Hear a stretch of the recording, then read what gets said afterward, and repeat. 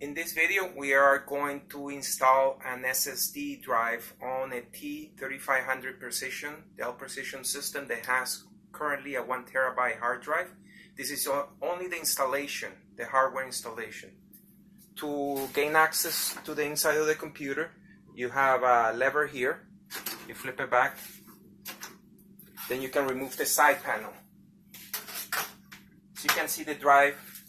There's a drive already installed. It's a 1 terabyte hard drive. Now if you see the cable ends, they have a number 1, and this actually has a 0. So this is the first channel and this is the second channel. You should put the SSD, which is going to be your boot drive, on the channel 0. So you can see the cable ends. It's going to be very easy. We're just going to disconnect the cables from this drive. To release the drive from its hold, you have to flip these clips up, and then you can push them back. When you push them back, you can lift the drive out. Now we have the SSD drive on a bracket. This is backwards, this is the ends. So we find the holes on this end, the ones that match, and then we play a little bit around until we find the holes. You just gotta find the holes, and then you clip them.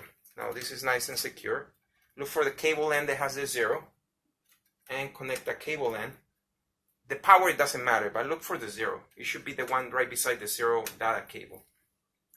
By the way, this is a data and this is a power cable. Now let's do the same for the other drive. We have to release these two. Look for the holes on the drive and get them in there.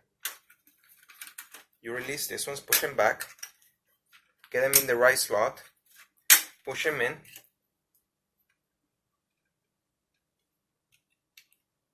You have to connect the data cables. And that's it. You have to remember one thing. After you do this, you have to go into the BIOS and make sure you have the port 0 and port 1 enabled, so it will pick up the drive before it goes into Windows. If you don't enable that port, it will not even check for it.